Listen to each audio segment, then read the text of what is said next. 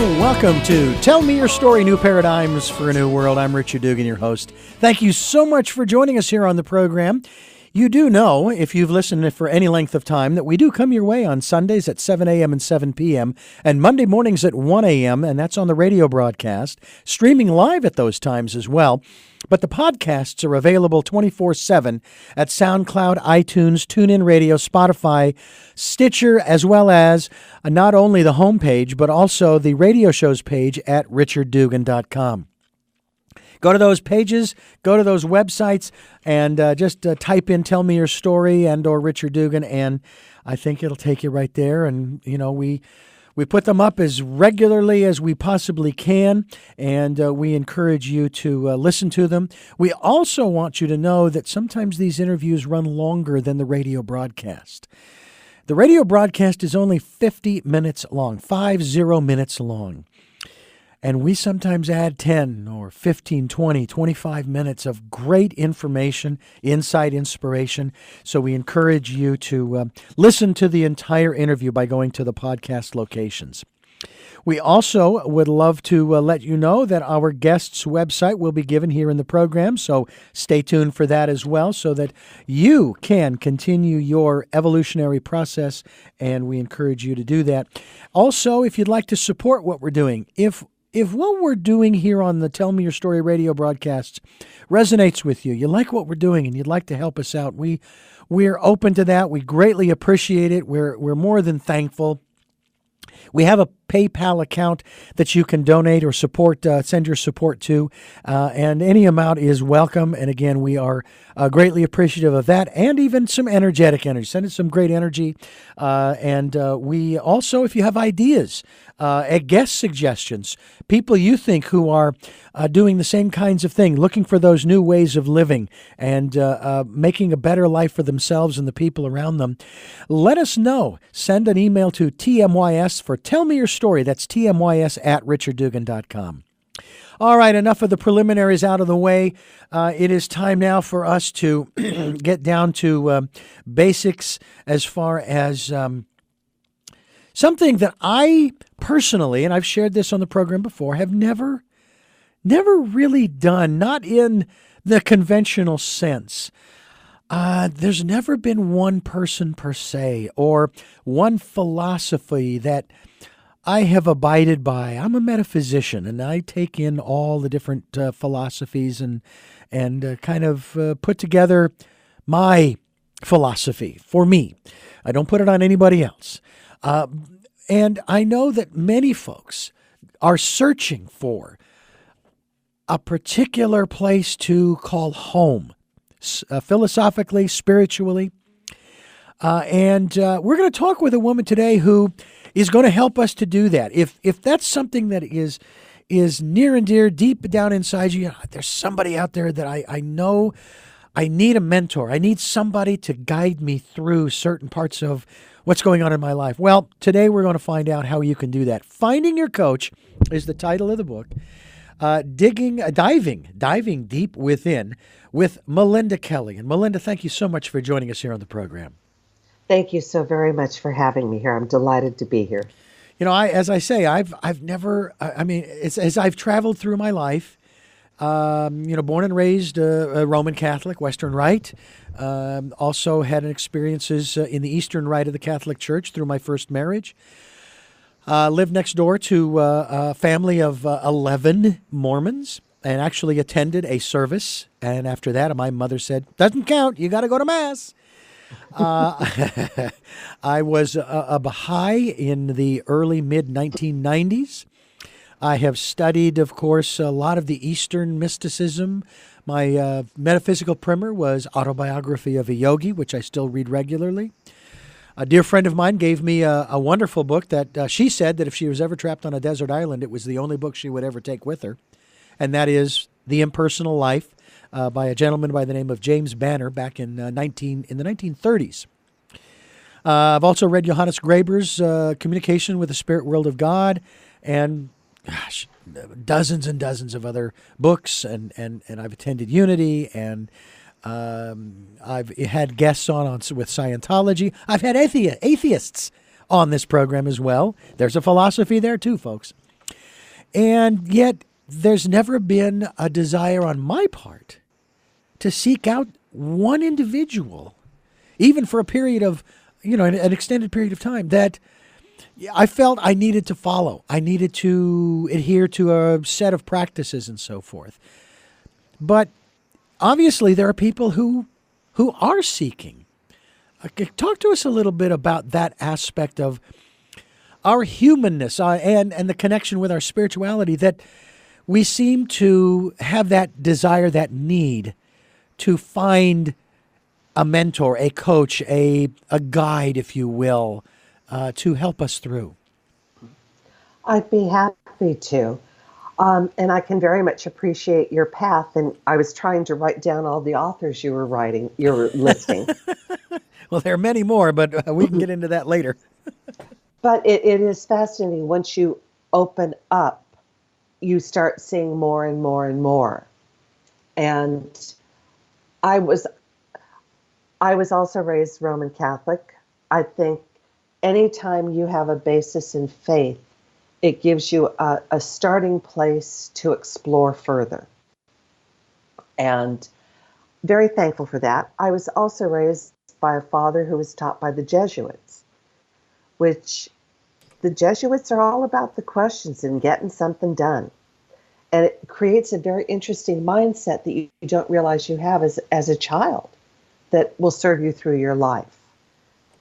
And my life, I have to say, has been, fortunately, knock on wood, a fairly nice one. And it wasn't until I was in my 30s that was the first time I had something hit me that I didn't know what to do. And I realized now I had a full-fledged panic attack. With that, I didn't know what to do, and of course went to a doctor. They had the usual answer, is to drug me up. But I somehow understood that that wasn't the answer. There was something deeper. And was fortunate to have a friend who suggested a therapist, and went and spoke with them.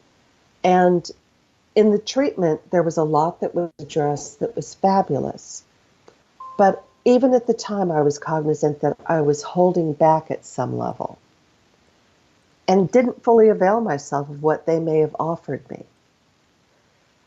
Went through life, continued, things were going quite nicely. I was fortunate to be able to work in the family business and have the benefit of working with a parent. Some might also say the adventure of working with a parent. And this past decade, I had 3 things hit in my life all at once that made me question, where am I going? And I didn't have the answers. And even making a transition, I wasn't sure where to go. And I like to think I was smart enough to know I was dumb. And sometimes that's a really hard thing to admit. And that's when I started taking classes and going to webinars and conferences, and was trying to, I guess, collect the energy, the knowledge, the wisdom, the courage to make a major transition in my life. And that's sort of where the genesis of finding your coach, diving deep within, started, because I was fortunate to be working with a lot of great thought leaders, of people that have a huge following, that really are benefiting others. And yet somehow I wasn't bringing it all home.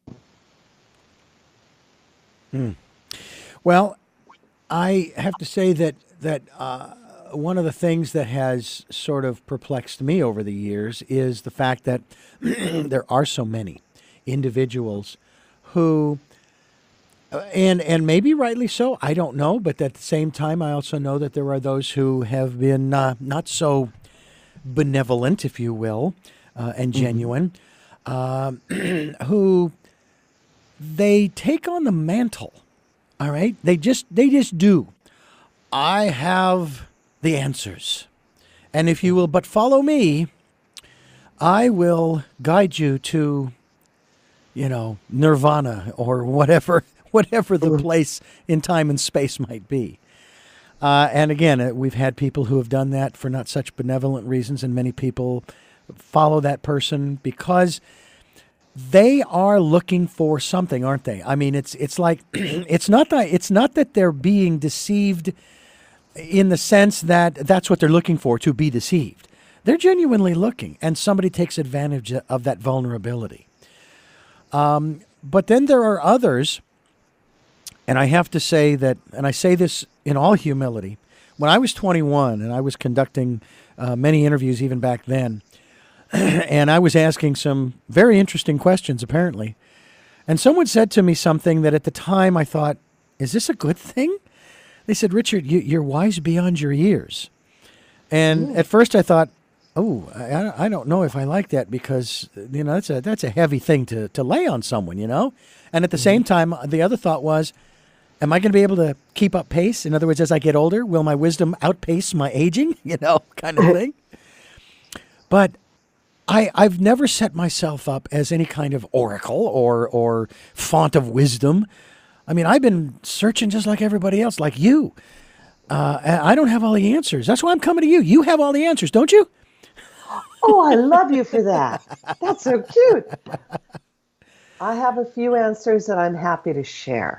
And that's what this program's all about, is sharing those answers, sharing those insights that sometimes, and I'm sure you've experienced this, Melinda, that you come across two different sources that are totally independent of one another. Now, for those who don't believe in how we are all connected, that's pretty astonishing. That how could that person from so far away, living on a desert island with no connectivity, come up with that concept that this person over here came up with right around the same time? That's for some folks, that's a miracle. That's supernatural, right? But it isn't really. Well, I was going to say, or you can also believe that there's all sorts of wonderful things floating around asking for a home. Yeah. And it's just whoever decides to take them in and share them.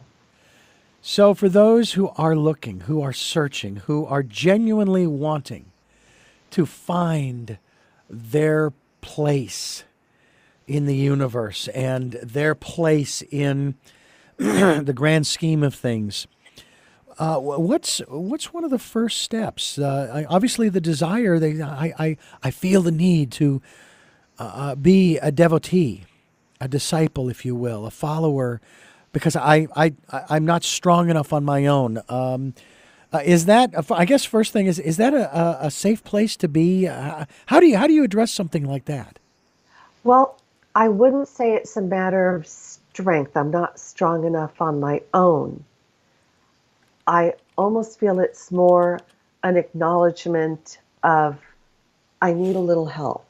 I'm willing to be vulnerable. I'm willing to be open. I'm honest that I don't have it all. Because I feel sometimes when we make it about strength, or I'm this or I'm that we set up a bar that we're somehow wanting, and not in a good way. And this is one where I feel we're more searching. So we're trying to add to our life rather than coming at it from a deficit. And I would say with that, we have to really be honest. We've all purchased something to change our life and let it sit in the back room, in the closet. Wanting to buy the service or buy the product isn't what does it. It's opening it up, and be it from an exercise device to a book on self-improvement to anything, tangibly holding it doesn't change our life. Being willing to open it and do the work and be honest that we're going to commit to this, that's where the change and the possibilities start. What about you? What about your path? And now you use the word coach, finding your coach. But we're talking semantics here now, because we're talking about the same kind of thing, right? Right. Finding your coach, diving deep within. My guest today is Melinda Kelly, and we're talking about all of this. And I'm curious about you folks. Have you contemplated hiring a coach for life, business, or or specific issues in your life. Now, that's something that also is very interesting because, life coaches are a dime a dozen in one sense. They cost a little more than a dime sometimes, but nonetheless, they are there, and hopefully genuinely wanting to guide you.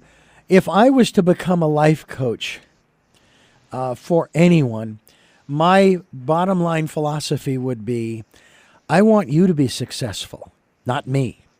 Because if you are successful, then guess what? I'm successful. But it doesn't start with me.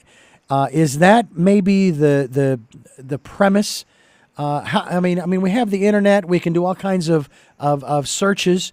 We can do background checks on people left and right. Go to Facebook, see if they're there, see what they've posted, et cetera, et cetera.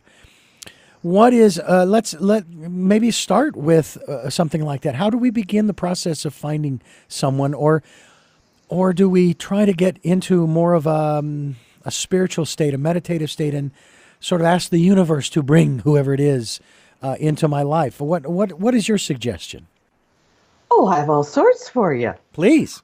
I would say certainly to ask whoever you put your trust, your faith into in the universe to send you good people is always a fabulous start.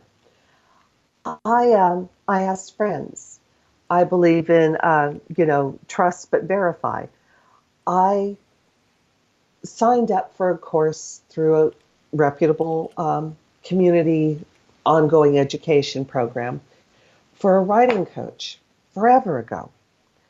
And I went to the first session full of hope and excitement and took the assignment home, dutifully did it. The next meeting, the woman savaged it. And I was sort of shocked. I couldn't see how that was a constructive way to help me. But I took all her notes and redid everything as she requested and came back. And the next week, she savaged it. And by the fourth week this happened, and people were coming up and going, I liked what you did. I realized there was something wrong between her and me. And I don't know if in a past life I stepped on her toe, but it wasn't a healthy environment. And I didn't realize for a long time how much it scarred me, because it really made me question if I could or should write. And we all get bruises, and some heal very slowly. And that was a bruise that healed very slowly. When I went to a therapist, I spoke with a friend that I trusted. And when I met the person, I trusted them and felt safe. And I really do believe we should trust our instincts. We know, sometimes it makes no sense, but we know. And it never does you wrong to sit there and say, thank you so very much, lovely to meet you, but I've reconsidered what I'm going to do. Is it important for us to go into something like this, knowing what it is that we're wanting to gain, not just specifically from the individual, but from the coaching? As opposed to saying, I need guidance. I don't know where. I just need guidance, and it's almost you're opening yourself up in one sense in that regard to maybe being taken advantage of in that regard. Is that the a clear intent is important here? Oh my heavens, yes. Oh, thank you for raising that. That's such an excellent point. I like to think sometimes I may be a little confused, but I like living this way, that people are coming from their truest place. And for the most part, I believe people are, but you are going to meet people that aren't. If we don't know the question we need to get answered, we can go down a rabbit hole of all sorts of other things. And whether it's you're looking for your business, and you're not understanding perhaps why your social media isn't working, or you're trying to decide how to change professions because you're tired of what you're doing, or if you have serious questions within your being, you need to know where you want to get. We wouldn't get on the highway and not know where we were planning on going. I mean, we could, but it means you're going to have a very long trip before you find out where you're going. Yeah. Yeah. Yeah, there's some great movies, and I'm sure books as well, about people who get in their car, their truck, their RV, what have you, and just point it, and away they go. And they're just saying, and whatever comes will come. And that's exactly what'll come, whatever. and that's what you do with people you love, and you have a road trip and an adventure, and life is good. Yeah. But that's not a way when you're questioning to approach things, in my opinion, because then whose needs get met?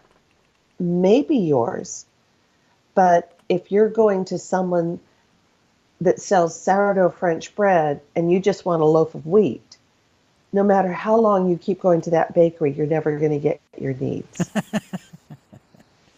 This is true. This is true.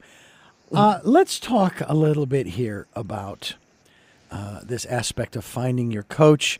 And again, the subtitle, Diving Deep Within. That's an area we're going to get into right now. I wanted to let you folks know that this book is available through not only, I'm sure, Amazon as well as other outlets, and MelindaJKelly.com will be linked to your website. Also, you're on Facebook, LinkedIn, Twitter, YouTube. I'm running out of breath here because you're just everywhere. We're trying to do the same thing with this program. But some questions that are interesting to contemplate. And maybe we'll go through some of these as we continue on in the program here. But let's talk about this aspect of diving deep within. First of all, what does that mean? Well, at least to me, because you hear we're going to dive in, we're going to dive deep, it seems to be everywhere right now. So I apparently jumped on a phrase that's all over, was not the intent. But to me, diving deep within is, on the surface, all I want is for you to make this better. And so I'm looking at you to fix my problem. But if there's a problem, I made it. So how did I make it? Or how did I get here? Whatever it is that I'm looking for, there was something within me that either created it or couldn't get me to the next place. And sometimes it's being able to own that allows you to open up and let more information in. One of my phrases, and I've said this and people often agree with me, sometimes we are so smart, we're stupid. We're so busy, we know what to do, we know how to get there, we know what to do, and somebody says something, oh, I've always done it this way, and we look at them because we never ever thought that. And it's easier and smarter and faster, but we know what we know. And so I know I've done this, and I would bet I'm probably not alone. I used to think that there was something wrong with me because I didn't have someone that I was following. How about those folks? And it's not an ego thing. It's not a personality thing. I've never found I've never found anyone that I resonated with to that level. But I've also never had the desire to seek out one. Maybe I don't know, maybe it's something in my past lives that I was following all these other people, and I finally gotten into this life saying, you don't need to follow anyone else. You don't need any help from anyone else on a long-term basis. And that would be another good question to ask you, and that is, how long should I stay with this person if I do come across someone? I mean, is there a should I set up I'll be with you for a year or 6 months or just today? I realize that's very linear, that's very material, that's very human. It's not very spiritual, but at the same time, it's still a question that I know a lot of people are concerned about, because it's like, okay, I start with this person. Am I going to be with them in my 60s and in my 70s and in my 80s, that kind of thing? Oh, boy, I agree with you. Well, first I was going to say, I don't know if I'm a follower or a devotee but I have found people whose philosophy I appreciate and I vibe with. And so I look upon it now as I went to them for some information and I stay in touch because they share things that can be beneficial and I enjoy that. I'm fortunate that the people that I've chosen to work with, there is more than just I paid you money and thank you, that there's an actual relationship with. There are also people that I've encountered that are fabulous, but they're not for me. And so I wish them every success and appreciate that we just approach things very differently and are on different trajectories. I think it was Woody Allen, who, Lord love him, was always in therapy. And there is sort of that, there's a mixed desires, because for any, therapist, psychiatrist, coach, whatever, how lovely to have this cash cow that just keeps showing up. Mm-hmm. But if you're viewing your client as a cash cow, then you're not really taking care of their needs. I have seen working with a coach as generally something that is a finite experience where you're going to them, getting your immediate questions answered, implementing it, and then either moving forward to someone to further different needs. And if they have something else that you might appreciate, going back. But I don't know that it should be a lifelong financial relationship, but it should be something where you mutually benefit, and perhaps financially at first, but then spiritually, wisdom, sharing, whatever down the road. And we're so fortunate now between Facebook and all these other things that people can share in ways they never could before. Yeah, that is true. And it's interesting, too, that I have a dear friend. I have known her for 40 years this August.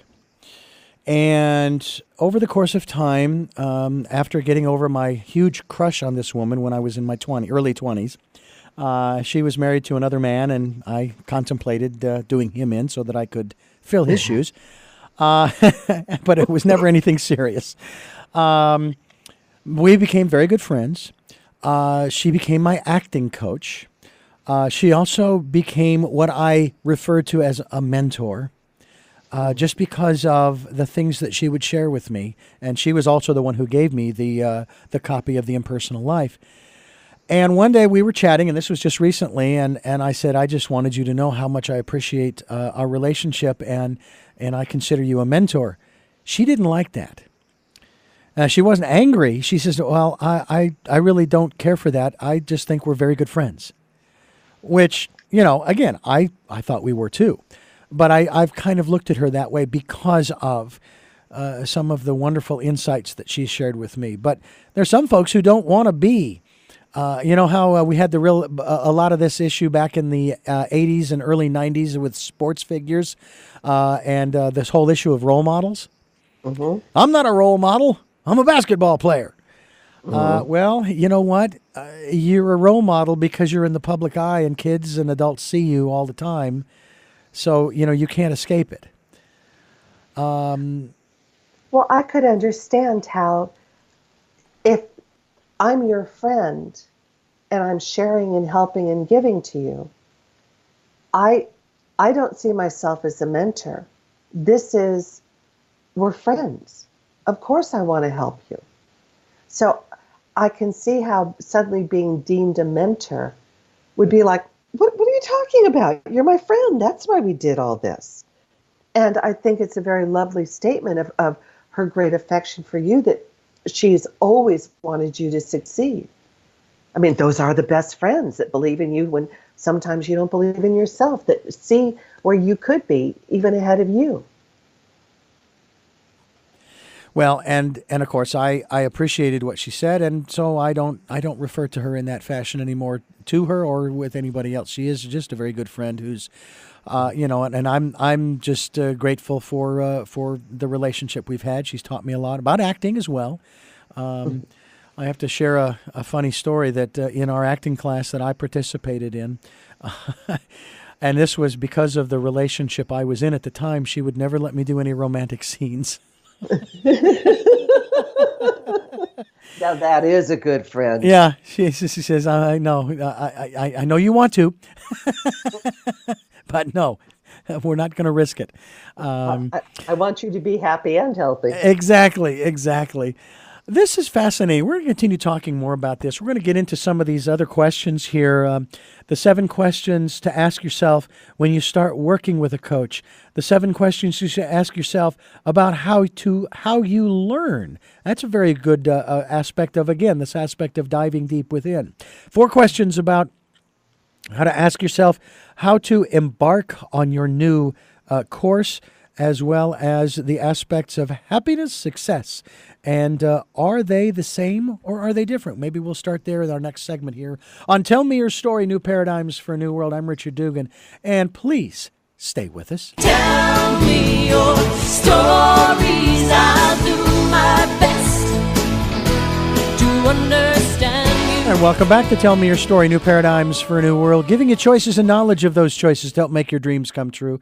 I'm Richard Dugan, and I am joined today by Melinda Kelly, and we're talking about the latest work she has out called Finding Your Coach, Diving Deep Within. And I'm just curious, let's start here where I left off as we went to break, about this aspect of happiness and success. And we've talked with many of our guests about their not only definitions of the words, but are they the same, are they different? And I often joke about our Declaration of Independence that talks about how we have these inalienable rights of life, liberty, which we get. In that document, it says, those are yours. Here you are. Here's a certificate of authenticity. You have those. But happiness, no. I can't give you a certificate of authenticity. All you can do is pursue it. And it's like, really? That's not fair. Where's the guidebook? Yeah, exactly. Please tell me where it is. But what are the differences or similarities here between happiness and success? Because a lot of people have gotten that kind of confused. I would greatly agree with you on that. I received on my 18th birthday a little button box that had on it, success is getting what you want, but happiness is wanting what you get. And it's taken me a long time to really fully register what that meant. And especially in this world of ours where we seem to focus solely on success and only one element of success, the financial element. And yet I can think of so many people that are quote unquote successful, but I don't know that we'd say they're happy. And I think that's something for us to really look at, because if we're valuing success but not happiness, then we've already lost our pursuit of happiness because we're chasing the wrong dream. But I don't believe they're mutually exclusive.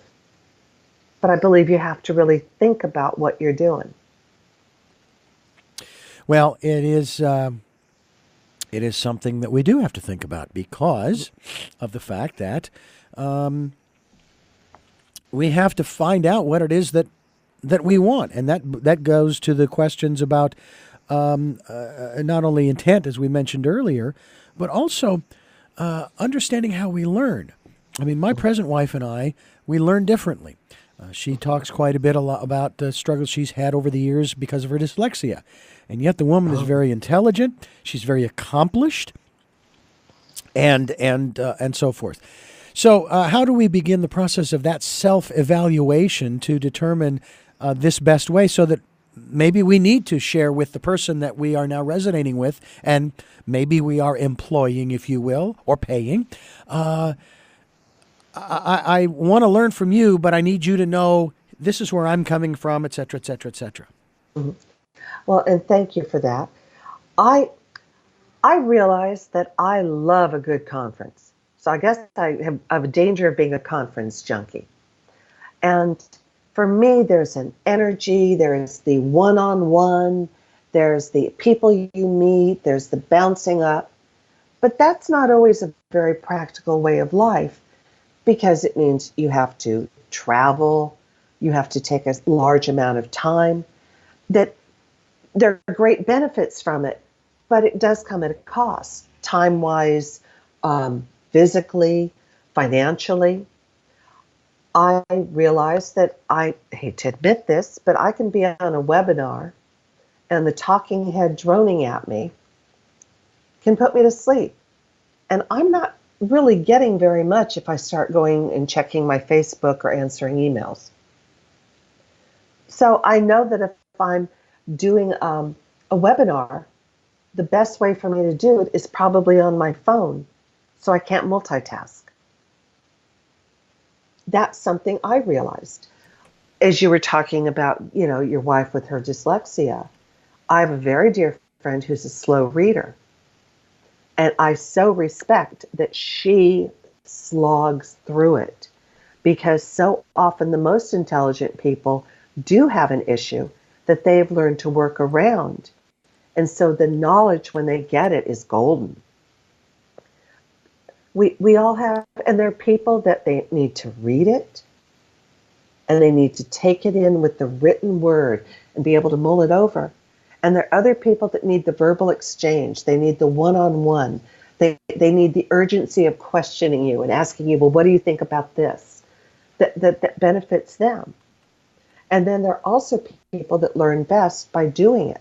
So having a series of exercises triggers them to understand what they need to do best.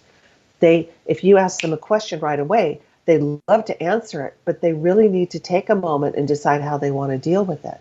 So we all have a different way of how we best take our information in. And if we understand it, if you're getting someone on a webinar saying all these things, if you can write it down so you can do things on it later, that may help you take it in better. If you realize that when you hear it, you need to take track of what are the questions you want to follow up on, that might help you better. But we need to understand our traits and our tendencies. Because like I said, if I'm going to check my email on a webinar, I'm only cheating myself. Well, I know that my boss has when I first started working here 11 years ago, he would get very frustrated with me during the training periods because I wouldn't take any notes. And it's because I learn by doing. The notes only get in the way for the most part. Now, did I start to do that? Yes, I did a little bit. But as I began to get more proficient, the notes went by the wayside. Whereas I have a coworker who is, though he is proficient in his tasks, he is constantly checking his notes just to make sure. And that's his way. And when I train people for different tasks, this is what I tell them. I'm going to show you how I do it. Okay? I'm then going to tell you the result that we want. And then I'm going to let you find your own way. I don't care if you stand on your head, as long as you get the result that we want.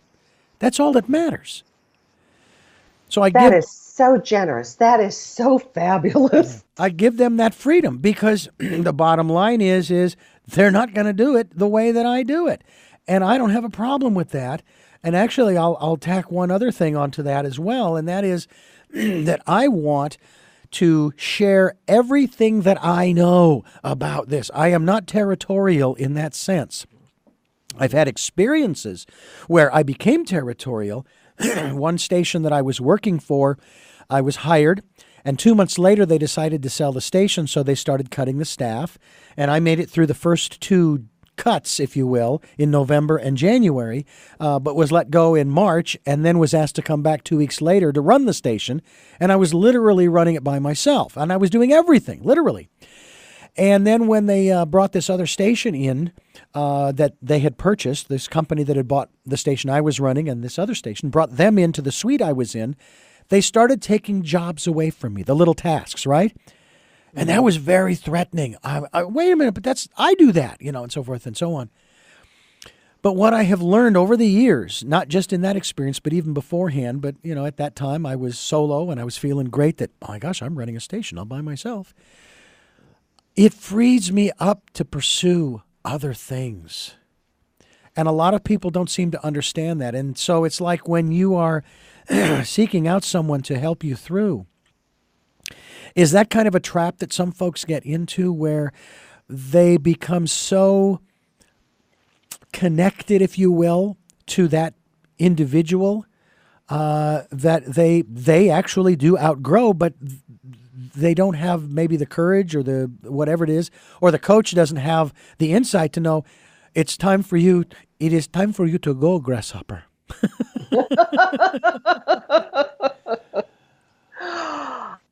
I would say that's very, very true and very possible. We tend to be creatures of habit, and we can get in a rut.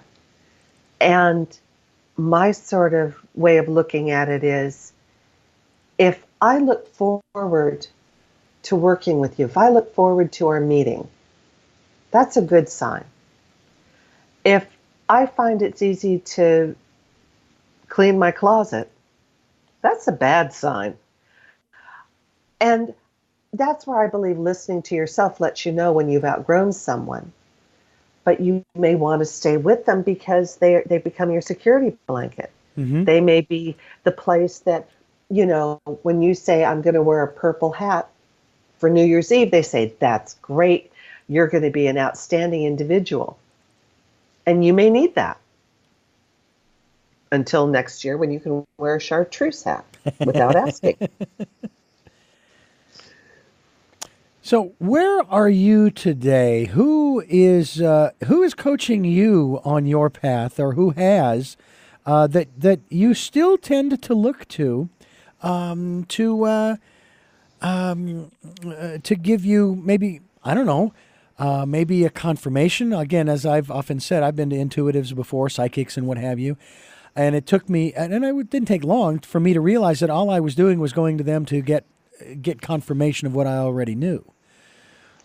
I believe I believe that's very true.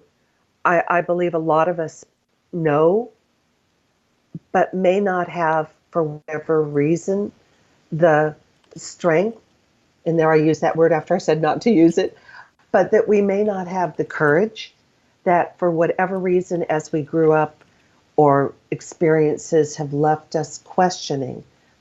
But we sort of know, but we need that affirmation because we're still afraid. And I don't know how the fear got there, but it stays there. I continue to work with a fabulous woman who's a writing coach. I continue to work with her because of the community that is there. It has become very much a mastermind group where we encourage and support one another. I have another mastermind group that I work with where I started originally working with her in a possibility partnership, doing the work of a thought leader, and moved forward from that. And we look at, basically we focus on gratitude and using what we're working on as a way to move life personally and professionally, and to move through the world in gratitude. So, go on. No, well, I was going to say, you've broken your book down into 3 sections, parts, if you will. The one about you, which is the longest. And when we say you, folks, we're talking about you as you're reading the book. The other is... No, not me. I think I may be fascinating, but I fully own I may not be that fascinating. And then you have part 2, which is about them, the coach that you're seeking out. Know thy teacher, know thyself. And then, of course, part 3 is success, as we talked about earlier, and all of the various aspects therein. And this is, to me, something that I think that people do need to understand, because it's so sad to hear the stories down through even my lifetime. Oh my gosh, I mean, I not only did I grow up Roman Catholic, but I worked for 15 years in a Christian radio station. Enough said. And well, I have to tell you, it was the greatest education I was ever paid for, because I learned, not only did I learn a little bit about broadcasting along the way, but I learned about various subjects. It was like a college, sociology and psychology and comparative religions and human behavior. Oh my gosh, human behavior, unbelievable. Oh, yeah. I have to say that there's one gentleman who, and I still chuckle at this, and it was sad that it happened, but I still chuckle at this gentleman. He was doing a live call-in prayer program week after week after week. And he would come in, and I think he had a little bit of a French accent. And he referred to himself as the doctor of Christ. And I thought, why does Jesus need a doctor? You know, he's the healer, the ultimate healer. And anyway, and it just so happened that he was doing his very last broadcast, although he didn't know it at the time. And as he was going through trying to solicit phone calls as well as contributions, he lost it. And he says, "What is wrong with you people? Don't you know I'm trying to save your lousy souls?" Yeah. And that was his last broadcast. Yeah. And I thought, wow, temperament is a huge issue. But there's another aspect to this coaching I want to talk to you about. Yes. And that is how do I put this? It is the unintentional coach, but it's not conscious. and I've shared this on this program since 2016. In 2015, when the presidential campaign began, I saw the short little clip that I saw of this gentleman entering the race. I said, I don't want him, because what I saw and heard was a bully. I'd had enough of bullies in school, and I didn't want one as president. And he became president. Now, in September of 2016, I got sucked into the whole thing. From June of 2015 to that point, I didn't care. I wasn't bothered by it at all. But something triggered my attention, and all of a sudden, for the next 6 months, I got sucked in. It took me 6 months to get unsucked. But then I reached a place where I said, and this is where I talk about the unintentional teacher or coach. I was able to finally get to a place where I could say, thank you, teacher, for teaching me how I don't want to behave. A few months later, I was then able to say, I forgive you. And, more importantly, I forgive myself for allowing myself to be drawn into that whole mess. And now I don't care. I don't care anymore, because I don't want to expend my energies in that direction. What about teachers like that who are in the public light, and it doesn't matter whether it's politics, religion, education, et cetera, et cetera? Oh, they all offer us. I'm going to offer what might sound a little bit crazy, but I look upon what's going on now is the greed of the 80s gone exponential to a degree that we didn't realize. That it's almost like a pebble in our shoe that we've been walking on for 25 years, and now it's malignant. And to me, the hope is that we will sit there and ask ourselves, what are our values? We've gotten so convenient with, well, it's okay if I give a donation to this cause, but I'm horrible to these people. That we aren't fully living our values, that we've found a way to conveniently dispose of anything that's unpleasant. And values are not convenient. And No. my hope is that we will start asking ourselves a lot of better questions. I don't know that we are happy because we've divided ourselves as we've divided our country. We've been chasing success without understanding that success shouldn't be the goal. I really think that happiness is what we're all about. But we've gotten so confused by buying into other people's thoughts about what it should be, the whole concept of keeping up with the Joneses. I want everybody to have everything they could ever want in their life, but I want them to want it. I find it so interesting that when most people travel and they come home, they talk about seeing the families out for the park, or they talk about the things that we don't do anymore because we're chasing after rabbits. It's about time spent with people, and we seem to have changed that for time spent for work. And so, go on. Go ahead. No, go ahead. Go ahead. I really am hoping for us to start rethinking what it means to be happy. And by attaching a number to it, we do ourselves a great disservice. I agree with you. It's funny. I'm not sure if I still have it in my wallet or not, but many years ago I was reading a book about intention and dream boards and all this kind of stuff. And so what I did was I went into Photoshop and I created this check, and I put $5 million on the check. And I put a date when I wrote the check. I think it was 2006 or 7, something like that. And I don't have $5 million. And it's 12 years later. And I'm going, where is it? Where is it? Yes, but you can look at it this way. You have a career you love. You have someone in your life that you want to share it with. You live in a wonderful place. You have friends that support you. You are wealthy beyond anyone's dreams. 5 million can't buy that. And that is absolutely true. And, it's interesting, too, how I've noticed the way the universe tends to, use certain events in our lives to propel us forward on our path. Now, here's, and I've shared this before as well, that my wife and I have been wanting to get a truck and a travel trailer to be able to do some camping and these kinds of things and travel.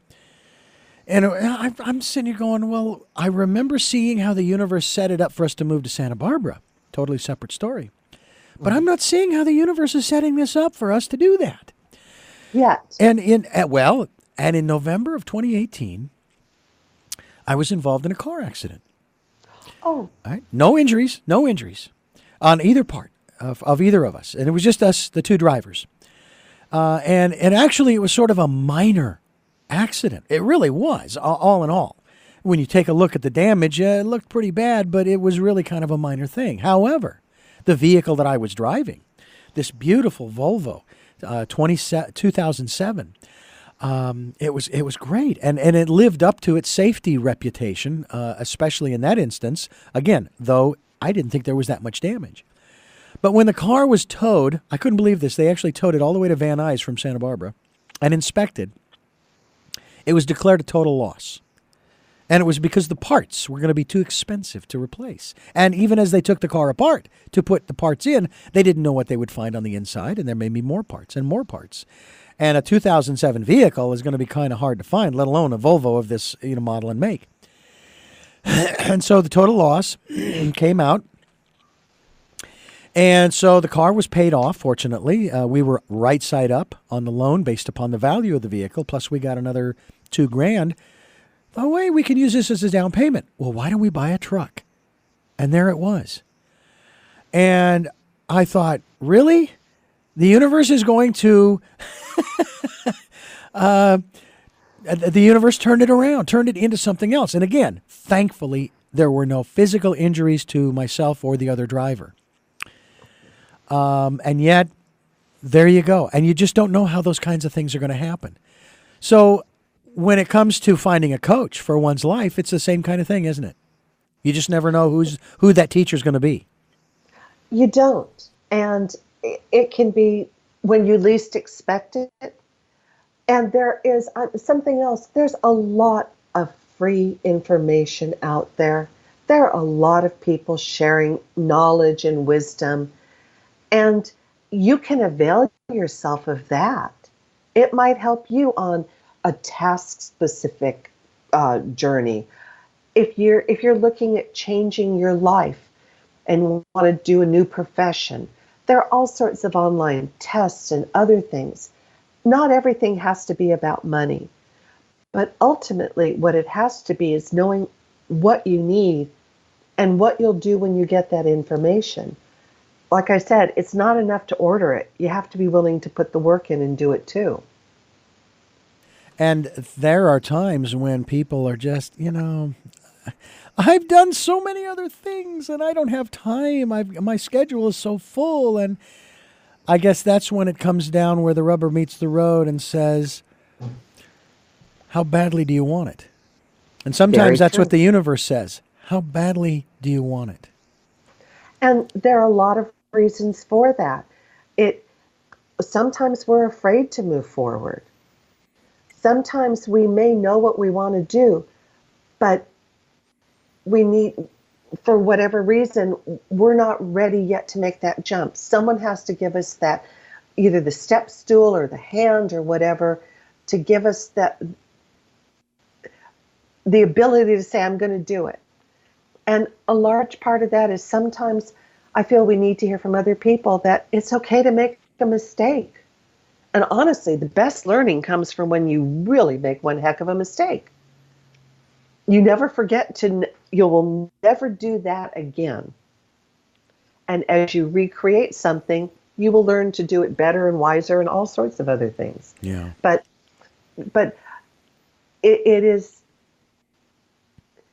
it's being willing to go, who am I? Which is our diving deep within. And I really give anyone who's done the work so much credit, because it's not easy to question yourself. It's not easy to ask yourself, who am I really? It's not easy to look at yourself and go, I like to think I'm this fabulous, noble, kind, benevolent person. Yeah. Except if someone annoys me, I want to kick them in the shins. There you go. And that's, again, that's part of being human. That's part of who we are. And I have to say that when I finally, and it didn't take me long to figure this out, but when I finally got a hold of the reason why I was getting so frustrated with the drivers here in California, not that if I'd stayed in Phoenix that I would have been less annoyed, but once I realized, and again, I have high blood pressure, and they drew all of the fluids out of me they could to test to see where the problem was. Was it high cholesterol? Was it this? No. I said, you're not going to find it there. It's in my head. And someone said to me shortly thereafter, said, do you realize that these people who annoy you out there on the roads, they did not get up this morning saying, let's get Richard. It's not personal, which was a relief and a frustration. The frustration was, you mean they don't care enough about me to make it personal? Well, and along the same vein, I realize why these non-rule following people on the road bother me so much is I really do believe in, if we've all said we're going to stop at a stop sign, we all stop at a stop sign. Hello. So it bothers my sense of right and wrong. Yeah. Well, that's my problem, because apparently they could care less, but I need to own that that's my little quirk and I need to let it go. Yeah. And actually, I would even take it another step. Forget about right and wrong. It's just about social etiquette, if you will. It's just, I remember reading a news story about a small town that had one stop sign, and people kept blowing through it. And the city council just had meeting after meeting trying to figure out how to resolve this problem. Well, we could put in traffic lights, and then we could do this and that and the other traffic control devices. They finally came up with a solution that will blow you away. They said, you know what? we're not going to have any traffic control devices there. The drivers are on their own, and the number of accidents actually decreased. So amazing what consideration and courtesy will do. Yeah, exactly. So that's a little extreme, granted, but nonetheless, that was their choice, and sometimes we need to, again, like you say, we need to let it go. And I've actually done that. And as I said, with this truck that we did end up purchasing, because it's a 3/4 ton, we drive slower. Not so slow as to be a hazard on the road and inconvenience others, but I'm driving a 3/4 ton truck, and I could do some serious damage to another human being or another vehicle, let alone myself, in spite of how well it's built. If I start driving this thing as if it was a top-down convertible, So that's helped me to stay focused on me and be a more courteous and considerate and responsible driver in that respect. And sometimes I think that in our lives we forget about that, and we do tend to make decisions that are not in our best interest. If you have someone who, granted, we will always have free will. Mm-hmm. But do you find that sometimes people will find a coach? I'm reading in, for example, autobiography of a yogi, when Paramahansa Yogananda meets his guru Sri Yukteswar for the second time after blowing him off, saying, "No, I'm not going to do this. I'm out of here." And he says, "Oh, you'll be back, but you're going to have to acquiesce." And he does. He says, "And I turn my life over to you." Is that obviously it's in the context of this individual's culture, but is that something that is that's something? Talk to us a little bit about that. How far should we be going with one of these coaches? That is such a fabulous question. And I would say, by my way of thinking, when you're on a faith-driven quest, I believe you need to be open and completely receptive, and until something may not fit right, and then discuss it. But if something else doesn't fit right, then question, and then it may be time to say thank you. When you're working with someone professionally, I would say having very clear objectives is what you need. And so that way you both are able to meet each other's needs. The other part of that is, if I want you to improve my advertising, came to mind, and I don't work with you on it, then why did I hire you? If I'm so busy second guessing you, I don't allow your work to do what it needs to do. And I've already said I don't know what to do, so why would I limit this? For more interpersonal coaching and where am I going in my life, I believe we need to be open to what people say, but I always have a little bit of trouble with the cult of personality. I think there are a lot of incredible people out there that benefit us and benefit our life and can give us a lot of wisdom and insights, but I'm not sure how comfortable I am with turning over and becoming a groupie of someone. Maybe it's follower and groupie mean the same to people, but a follower, a devotee to me means I really appreciate and value what you have to offer. A groupie to me means I don't care what you do, I'm there. Mm-hmm. And we have that happening a lot these days, and in a way it is a little scary. But again, we all have free will. We all have that free will to do what we will. And I guess I think too about, and one of the things that came to my mind as we started this conversation at the beginning of this program, Jonestown. Yes. And what was it, 900 people, men, women, and children, followed him down to Guyana, and when you first start reading about this, it seems great. It seems to be Bible-based. It seems to be very loving and Christian and this and that and the other. And, of course, the outcome is anything but. And we have that happen in so many different situations. When the Hale-Bopp comet came rolling through our part of the universe. What was it? Back in the 80s, I think it was. But people tie into different events. I can only imagine what was going on in regards to the Mayan calendar, quote unquote, coming to an end in 2012.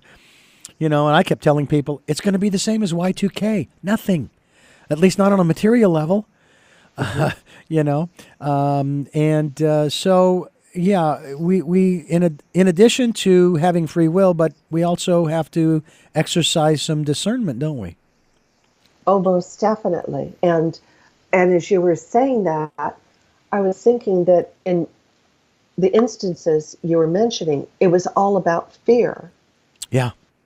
And perhaps seeing things that offer hope or acceptance or love might be a clue that this is something that helps elevate you to where you want to be. Mm-hmm. Yeah. Well, again, it's all about choices. We talk about that. That's we give people choices and knowledge of those choices to help them make their dreams come true. And I want everyone to have their dreams come true. Oh, absolutely. Absolutely. And I sometimes feel that we get so caught up chasing someone else's dream. Yes. That we don't get to fully realize our dreams. What are your dreams? What is first and foremost on Melinda's mind as a dream that she wants to see come to fruition, come to light? Well, I'd say on the immediate forefront would, of course, be my garden, because that is always an exercise in hope and belief. But what I really, if I had my all-time big altruistic noble goal would be for us to really understand the difference of success and happiness, that success can be chased, but happiness is something that comes from within, that it's not about the size of the house or the car you drive. It's about so many other things. Now, you can be very happy in a beautiful new truck, and it certainly is a success that you got to get that. But but when we limit it, we don't see things in other areas. There's intangible success. If I smile at you and you feel better, that's an intangible success. No one can take that away from me. Yeah. There are so many interactions throughout the day that have a beautiful afterlife that we don't think about. But if we're only thinking about, I need to get the sale, I need to get the job, I need to get this, we become so fixated on only one vision of success that we forget there are all these other little things that throughout the day are beautiful other forms of success that actually end up giving happiness. Or if you're emotionally successful, and I don't think a lot of us think about that, but if you can know your emotions, if you can own your emotions. I'm okay if I cry in public. I've gotten so that I can mop my eyes and not look like a raccoon. Well, most of us guys don't have to worry about that, but nonetheless, we aren't going to cry in public because it's not the thing to do. It's not macho. I've always thought that a gentleman being able to be open with that is one of the greatest gifts a man can give, because it says they trust and they're comfortable. Yeah. With you, with their environment, with the setting, with who they are. And I respect that, because it is often unfair. The sense of success to be a man that is placed on you, and equally so the idea of success for women. Well, I know that as a kid growing up, when we would watch certain television programs, I would tear up. Little House on the Prairie is one of them. Yeah, that too. Melinda Kelly, I want to thank you so much for joining us here on the program, and I want to remind our listeners your website is MelindaJKelly.com. We will be linked to it as well to guide people towards the work that you're doing in regards to finding your coach, diving deep within, and we really do appreciate it. Should you find yourself here on the Central Coast of California and Santa Barbara, we'd love to have you in studio to continue this conversation, because there really is a lot more to talk about and a lot of other things that we can discuss as well. Thank you so much for just such a delightful hour. And before we let you go, I want to remind our listeners, again, it's MelindaJKelly.com. Again, it's finding your coach. And we encourage you to go to her website. We will be linked to it as well.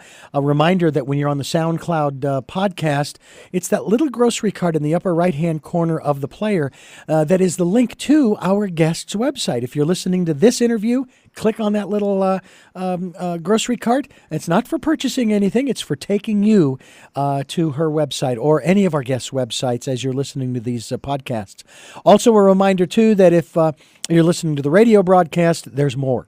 There's much more of this program. So we encourage you to go to the podcast locations, SoundCloud, iTunes, TuneIn Radio, Spotify, Stitcher, as well as the homepage and the radio shows page of RichardDugan.com. And Melinda, before we let you go, 3 final questions as we wrap up this edition of Tell Me Your Story.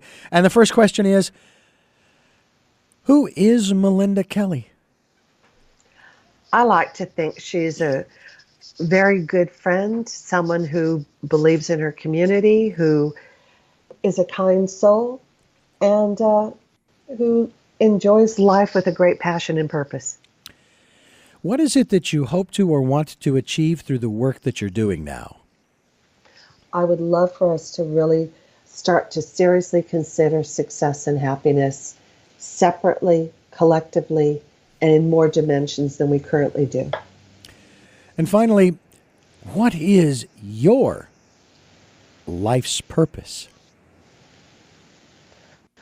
I suppose to be a happy little soul and make others equally so, to spread a little bit of love and joy and sunshine.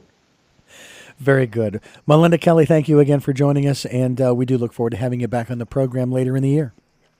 Thank you so very much. I'm Richard Dugan. This has been Tell Me Your Story, New Paradigms for a New World, giving you choices and knowledge of those choices to help make your dreams come true. Until next time, love to lull.